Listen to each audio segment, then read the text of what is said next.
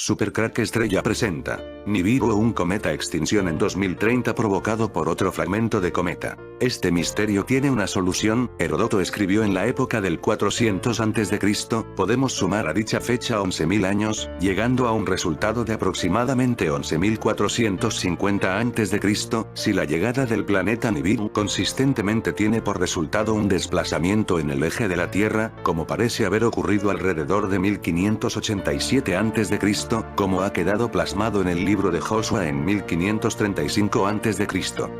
52 años después empezaron a notarse los cambios en la Tierra, como terremotos, volcanes etc. Le han bautizado como el noveno planeta y tiene entre 5 y 10 veces la masa de la Tierra. Este planeta orbita alrededor del Sol una vez cada 15.000 años y, aunque aún no lo han observado directamente, los investigadores del Instituto de Tecnología de California han deducido su existencia a partir de las órbitas de toda una serie de planetas enanos y otros objetos extremos de nuestro sistema solar descubiertos recientemente. Papiro mágico Harris, Dermagische Papyrus Harris.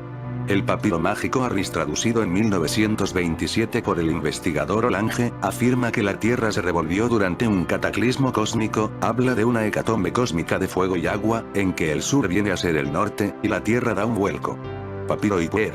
En el papiro Ipuer, traducido en 1903 por C.F. Lange, también se comenta que, y la Tierra quedó al revés. Este papiro relata la terrible devastación provocada por una catástrofe de la naturaleza, un cataclismo, diciendo: la Tierra se volvió al revés, como lo hace una rueda de alfarero, hizo trastocar el mundo y el mundo se cambió lo de arriba para abajo. El papiro de Turín. Este antiguo documento nos habla de Ra, el dios del sol de los egipcios, y también menciona un gran desastre provocado por un diluvio y de incendios subsiguientes. Papiro Hermitage. En el papiro Hermitage, Leningrado, 1116b, citado por Gardiner en su libro Diario de Arqueología Egipcia, 1919, también se hace referencia a una catástrofe que puso la Tierra al revés, ocurriendo lo que nunca antes había ocurrido, conmovió y trastornó la superficie de la Tierra, pues los polos se invirtieron durante este cataclismo cósmico. Se supone que en ese tiempo, en el segundo milenio, antes de Cristo, no se tenía noción de la rotación de la Tierra. En consecuencia, la expresión puso la Tierra al revés no era relacionada con la diaria rotación del globo terráqueo. Descripciones de los papiros intercambio de polos. Tampoco las descripciones de los papiros de Leiden y de Leningrado dejan lugar a una interpretación figurativa, especialmente si tenemos en cuenta al papiro Harris. El giro de la Tierra va acompañado de un intercambio entre los polos norte y sur. Sol del oeste. Arakte es el nombre egipcio para el sol del oeste, puesto que solo hay un sol en el cielo. Deducimos que Arakte es el sol que se pone, pero ¿por qué el sol que se pone debería ser mirado como una deidad diferente del sol que despunta? La identidad del sol que sale y el que se pone son vistas por todos, pero las inscripciones no dejan lugar a malentendidos. Arakte, te levantas por el oeste. Textos de las pirámides. En los textos encontrados en las pirámides se lee que el sol cesó de vivir en el occidente, y refulge como nueva luminaria en el oriente. El oeste, donde el sol se pone. Piel, egiptólogo, en 1892 encontró una inscripción que traducida, dice: el oeste, donde se encuentra el sol que se pone. Posterior a la inversión en la dirección, cualesquiera sea su fecha, las palabras oeste y salida del sol ya no fueron sinónimos, y es necesario aclarar esta referencia agregando: el oeste que está en el lugar del ocaso, no era una mera acotación, como lo creyó el traductor de este texto. Tumba de Senmut.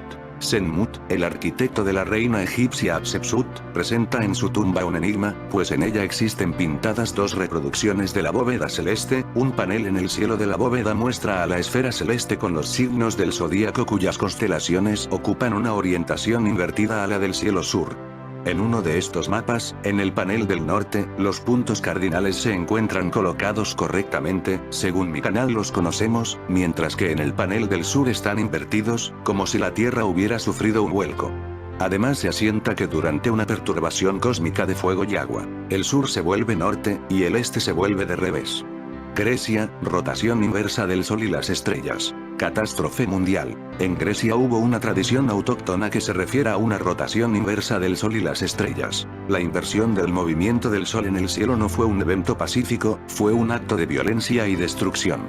Platón. Platón escribió en sus diálogos, El Político. Me refiero al cambio en la posición de salida y puesta del Sol y otros cuerpos celestes, como en aquellos tiempos se ponían en el sector en que ahora despuntan, y salían donde hoy se ponen. El dios en época de la batalla se refería a Marte acercándose a Venus o quizá a Nibiru cerca de la Tierra.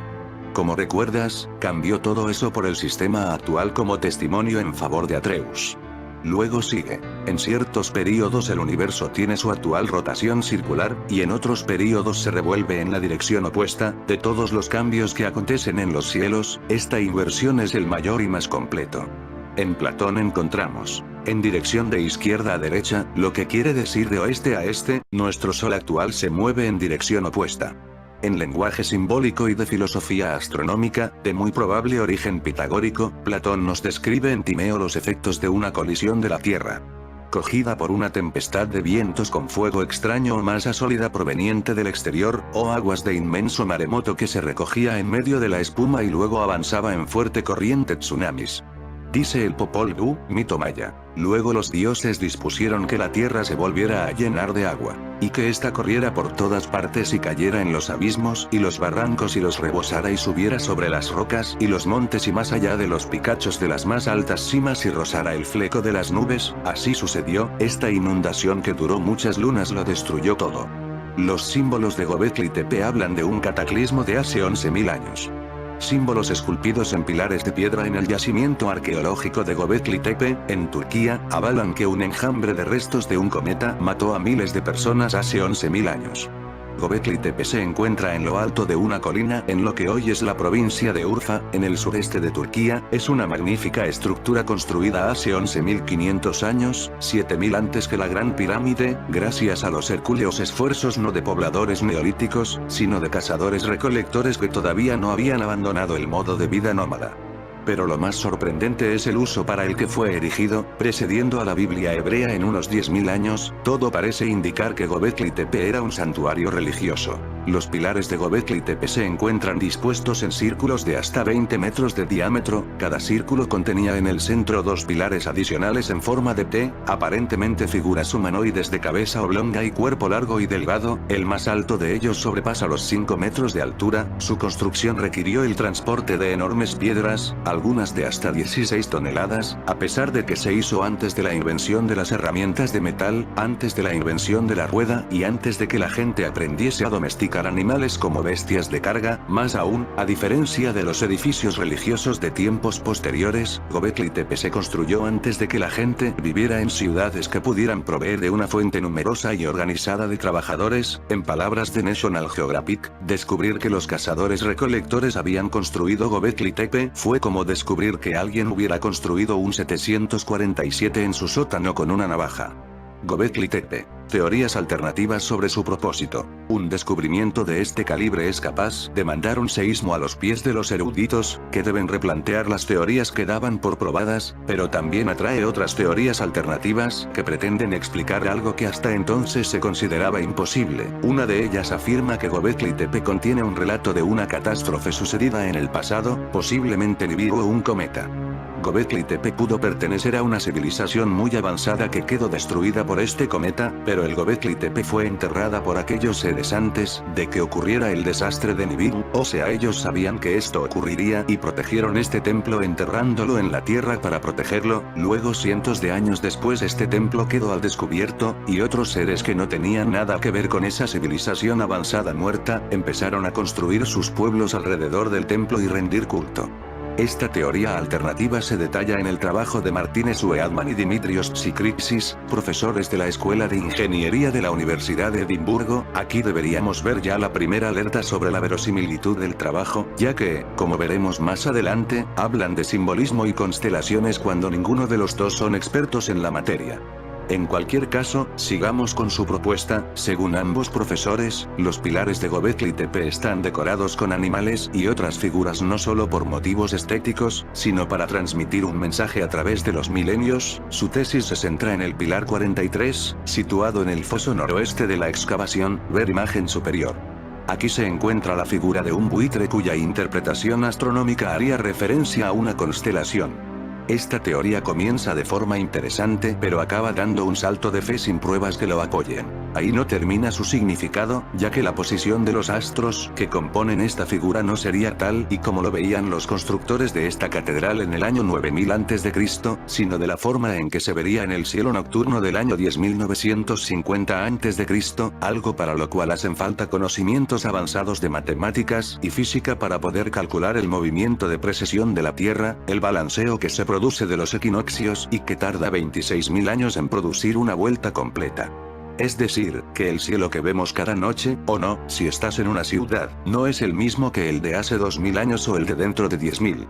Esta fecha no sería aleatoria ya que coincide con el último coletazo de la última glaciación, ocurrida en esa franja de tiempo. Ahí se inició lo que se conoce como Dryas reciente. Los científicos aún no están de acuerdo en qué provocó el enfriamiento brusco de las temperaturas globales del Dryas reciente, pero sí que hay una propuesta sin confirmar. La caída de varios trozos de cometa en América del Norte provocó una catástrofe mundial que los humanos de la época recordarían siglos después y posteriormente inmortalizarían en Göbekli Tepe. Y es que ese salto de fe es el que los autores sugieren, que Göbekli Tepe no solo supondría una recolección de una catástrofe planetaria, sino que también encierra una advertencia: el cometa que provocó el Dryas reciente está esparcido a lo largo de las Táuridas, una lluvia de estrellas que se ve desde la Tierra cada año, un camino que atravesamos cada año con el movimiento de traslación de la Tierra y que escondería trozos similares a los que cayeron hace miles de años. ¿Cuál es el problema? Que según el controvertido autor y antiguo corresponsal del The Economist, Graham Hancock, la humanidad podría enfrentarse a un episodio de extinción en 2030 provocado por otro fragmento de cometa, pero esta teoría ya queda al margen de la ciencia. Los primeros científicos que dieron con el monumento fueron unos antropólogos de la Universidad de Chicago y de la Universidad de Estambul. Mientras realizaban una prospección de la región en los años 1960, observaron varias losas de piedra caliza que sobresalían del suelo, pero no les dieron importancia, considerándolas restos de un cementerio bizantino abandonado. Pasaron 3 décadas, y en 1994 un agricultor de la región tropezó con su arado en lo alto de lo que resultó ser un enorme pilar enterrado. Klaus Schmidt, un arqueólogo que trabajaba por aquella zona y que había leído el informe de la Universidad de Chicago, decidió echar un vistazo y estudió el yacimiento hasta su muerte en 2014. Como Göbekli Tepe es anterior a la invención de la escritura, no disponemos de fragmentos de textos sagrados que, una vez descodificados, arrojen luz sobre los rituales que allí se practicaban. La conclusión de que Göbekli Tepe era un lugar de adoración se basa en comparaciones con prácticas y sitios religiosos posteriores. Por ejemplo, tallados en los pilares de Göbekli Tepe se encuentran diversos animales, pero a diferencia de las pinturas rupestres de la era paleolítica, no se corresponden con los animales que los constructores de Göbekli Tepe debían cazar para subsistir, y tampoco representan iconos relacionados con la caza o con las acciones de la vida diaria, sino que representan animales amenazadores como leones, culebras, jabalíes, escorpiones y una fiera parecida a un chacal con la caja torácica expuesta. Se cree que se trata de personajes simbólicos o míticos, el tipo de animales que más tarde se asociaría con la adoración. Para los antiguos habitantes, visitar Göbekli Tepe debía representar un compromiso muy serio, pues se encuentra en medio de la nada. De hecho, nunca se han hallado indicios de que nadie viviera jamás en aquella área. Ni fuentes de agua, ni casas, ni restos de hogares. Lo que sí encontraron los arqueólogos fueron los huesos de miles de gacelas y uros que debieron ser transportados como alimento desde lejanos lugares de caza. Ir a Göbekli Tepe era hacer un peregrinaje, y los indicios señalan que atraía a cazadores recolectores nómadas de hasta 100 kilómetros a la redonda. Göbekli Tepe muestra que primero fueron los cambios socioculturales, luego la agricultura, dice Ian Oder, arqueólogo de la Universidad de Stanford. En otras palabras, el surgimiento de rituales religiosos realizados en grupo parece haber sido una razón importante para que los humanos comenzaran a asentarse a medida que los centros religiosos atraían a los nómadas hacia sus estrictas órbitas, hasta que se formaron pueblos basados en sistemas compartidos de creencias y significados. Göbekli Tepe se construyó en una época en la que todavía rondaban tigres de dientes de sable por los parajes de Asia, y el último de nuestros parientes no pertenecientes a Homo sapiens, un cazador y fabricante de herramientas con aspecto de hobbit, de apenas 1 metro de estatura, bautizado como Homo floresiensis, tan solo llevaba algunos siglos extinguido, y, sin embargo, sus antiguos constructores, por lo que sabemos, ya habían pasado de hacerse preguntas pragmáticas sobre la vida a plantearse también preguntas espirituales. Puede argumentarse sólidamente, dice Oder, que Göbekli Tepe es el verdadero origen de las complejas sociedades modernas.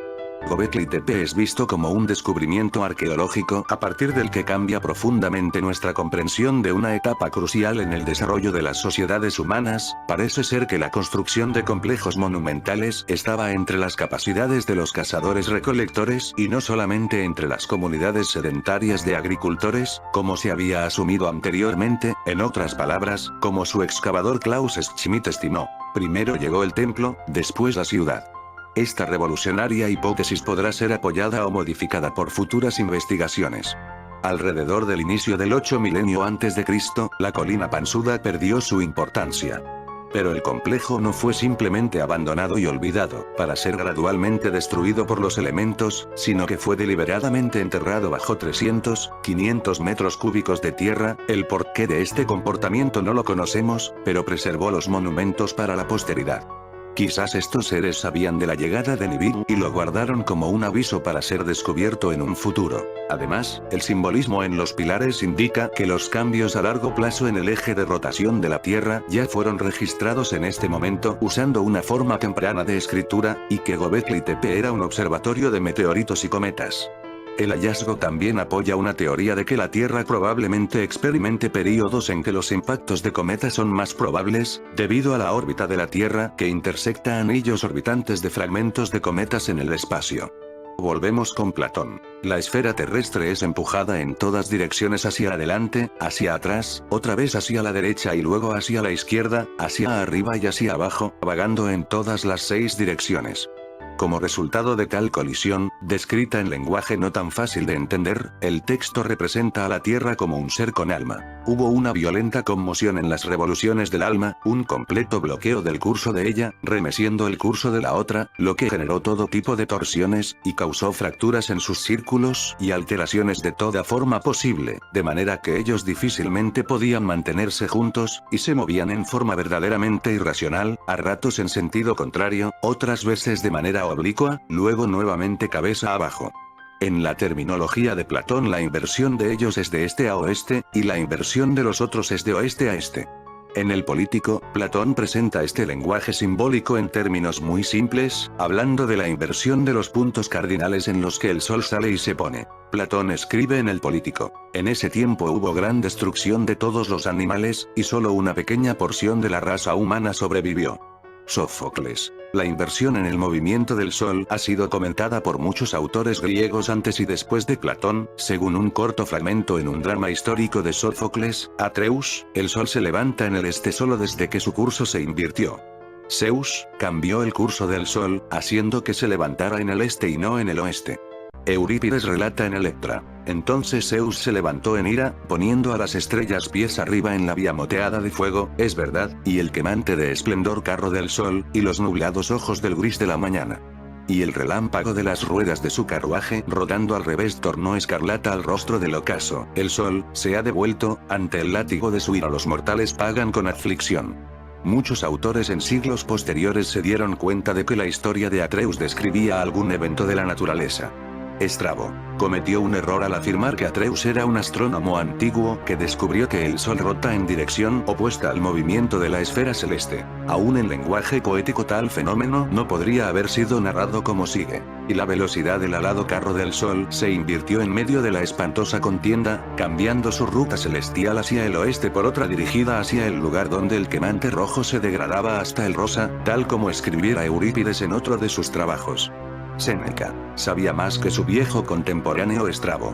En su drama Tiestes nos presenta poderosa descripción de lo acontecido cuando el sol se devolvió en medio de la mañana, revelando un conocimiento mucho más profundo de los fenómenos naturales. Cuando el sol invirtió su curso empañando el día en medio del Olimpo mediodía, y el sol que se hundía contempló a Aurora, la gente, estremecida de miedo, preguntaba: ¿hemos sido elegidos, entre toda la humanidad, para merecer aquel cielo con sus polos puestos cabeza abajo, abatiéndonos? ¿Ha llegado el último día de nuestro tiempo?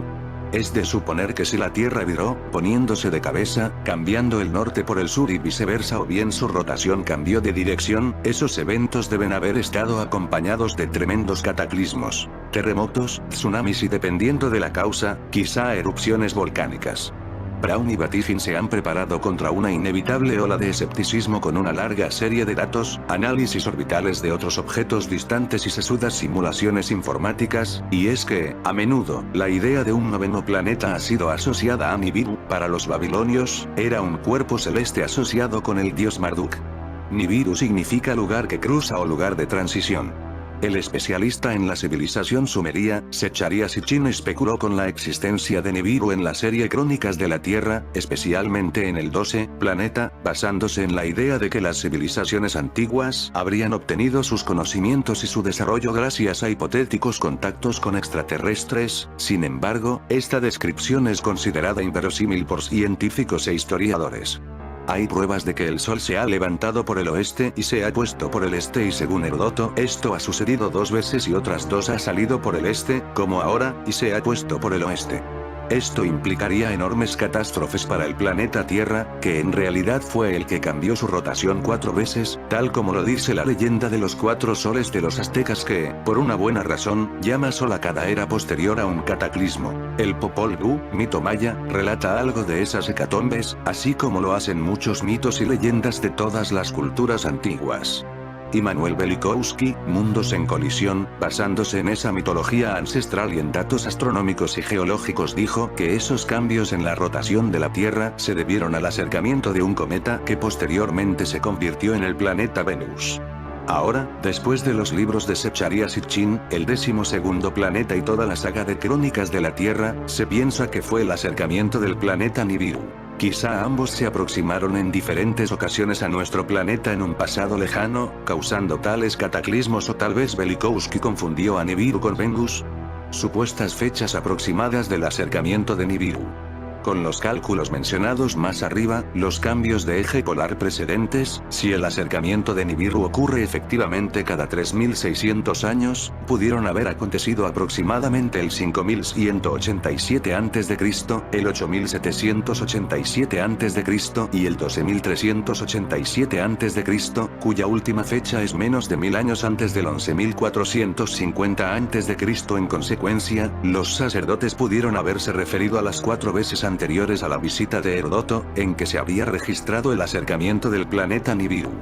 Debemos tomar en cuenta que todas estas fechas son hipotéticas, ya que ninguna ha sido comprobada, solo están basadas en cálculos aproximados, a veces no mucho, y como ya se dijo, pueden variar en 1000 años más o menos, así que si eres de los vídeos que se toman el tiempo para sumar las fechas, encontrarás que, según estos cálculos, Nibiru se aproximaría a la Tierra en 2013, pero ya estamos en casi 2019, llegando casi al 2020, quedan unos pocos días y, salvo lo que dicen algunos catastrofistas y conspiranoicos, no se ha sabido de Nibiru, al menos no oficialmente, porque hay versiones que desde hace años lo vio la NASA. ¿Venus o Nibiru?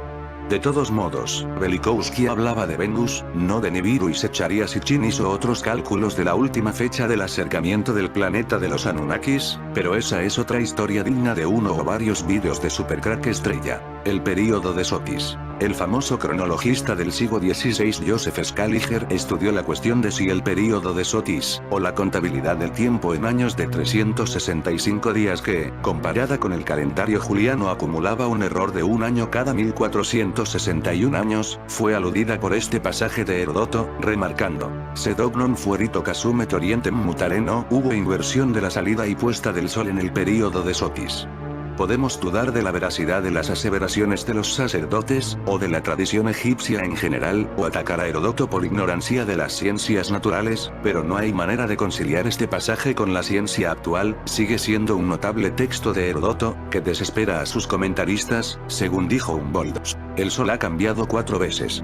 Pomponio Mela, autor latino del siglo I, escribió: los egipcios se enorgullecen de ser uno de los pueblos más antiguos del mundo. En sus auténticos anales, se puede entender que desde que ellos han existido como nación el curso de las estrellas ha cambiado de dirección 4 veces y que el sol ha tenido su sitio de ocaso en el lugar en que hoy se levanta. No deberíamos deducir que el texto de Heródoto era la única fuente de Mela. Mela se refiere extensamente a referencias escritas egipcias. Menciona la inversión tanto en el movimiento de las estrellas como el del Sol. Si hubiera copiado a Heródoto, probablemente no habría mencionado la inversión en el sentido de movimiento de las estrellas. En una época en que el desplazamiento del Sol, los planetas y las estrellas aún no era visto como resultado de la rotación de la Tierra, el cambio de dirección del Sol no iba necesariamente conectado con un similar cambio en la dirección de otros cuerpos celestes. Si en tiempos de Mela existían registros históricos egipcios que referían la salida del Sol por el oeste, deberíamos investigar esas fuentes literarias egipcias históricas referentes al tema. ¿Cómo se podría explicar que las milenarias imágenes sumerias que muestran a los dioses Anunnaki llevando un misterioso bolso también están al otro lado del mundo representados por las antiguas civilizaciones mesoamericanas? ¿Qué es ese misterioso bolso de mano de los dioses? En las antiguas representaciones sumerias de los Anunnaki, ellos llevan un misterioso bolso en su mano. También está presente en varias culturas de América y en Göbekli Tepe. ¿Coincidencia? Elementos y objetos curiosos. Los antiguos sumerios representaban los antiguos Anunnaki con elementos curiosos. Dos de los objetos más interesantes vistos en las antiguas deidades sumerias eran el reloj de mano, visto en casi todas las representaciones, y el misterioso bolso llevado por los dioses. Curiosamente, si viajamos miles de kilómetros alrededor del mundo desde Mesopotamia a las Américas, veremos que los antiguos mayas, los aztecas y otras civilizaciones antiguas utilizaron el mismo motivo cuando representaban sus deidades. Además, si viajamos a Egipto, veremos que el símbolo de Ankh también fue llevado por los dioses como el bolso de misterio en la antigua Mesopotamia y las Américas. ¿Por qué las antiguas civilizaciones de América, Egipto y la antigua Mesopotamia representaban sus deidades con un misterioso objeto en la mano? ¿Es posible que todas las culturas antiguas en América, Egipto y Mesopotamia fueron visitadas por los mismos dioses, representados en una forma humanoide? Curiosamente, los antiguos Anunnaki fueron casi siempre representados en una forma humanoide, a pesar de que numerosos rasgos indican diferencias claras entre los Anunnaki y los seres humanos ordinarios. Las características faciales de los antiguos dioses Anunnaki siempre estaban bien ocultas gracias a las grandes barbas. Así como los antiguos sumerios representaban sus deidades en un humanoide, los egipcios antiguos y las diferentes culturas en las Américas hicieron lo mismo. La pregunta obvia aquí es ¿por qué? ¿Por qué las culturas antiguas, separadas a miles de kilómetros unas de otras, representan sus deidades de una manera casi idéntica? Además, ¿cómo es posible que los antiguos sumerios representaran a sus dioses llevando un misterioso bolso, y que otra civilización al otro lado del mundo hiciera lo mismo? Göbekli Tepe es uno de los más antiguos, si no más antiguos, templos megalíticos antiguos de nuestro planeta. Allí, intrincados pilares de piedra maciza dispuestos en un conjunto de anillos, están altos y orgullosos diciendo una historia milenaria cuando antiguas civilizaciones diferentes gobernaron sobre el planeta. Se creía que las piedras masivas habían sido talladas por cazadores-recolectores neolíticos hace unos 12.000 años, aunque la evidencia reciente apunta hacia el hecho de que el misterioso templo, que consta de 3 enormes círculos de piedra, fue deliberadamente enterrado por una razón desconocida en el pasado lejano. Después de 13 años de excavación, los arqueólogos que investigan el sitio antiguo no han podido recuperar una sola herramienta de corte de piedra. Nadie ha podido comprender cómo la antigua humanidad erigió algunas de las más grandes obras de piedra del planeta. La presencia de la misteriosa bolsa, llevada por los dioses, indica que estas dos culturas se conectaron de una manera misteriosa. ¿Por qué las culturas antiguas representaban a sus dioses portando ese bolso misterioso? ¿Qué había dentro? Y lo más importante, ¿cómo es incluso posible que el bolso misterioso está presente en diferentes civilizaciones de todo el mundo, que según los estudiosos conservadores nunca fueron conectados? ¿Qué pasaría si los antiguos Anunnaki, representados por los antiguos sumerios, y los dioses que visitaron las antiguas civilizaciones mayas, aztecas, toltecas y olmecas fuesen los mismos? En fin amigos de Supercrack Estrella, si el video te gustó pulgar arriba.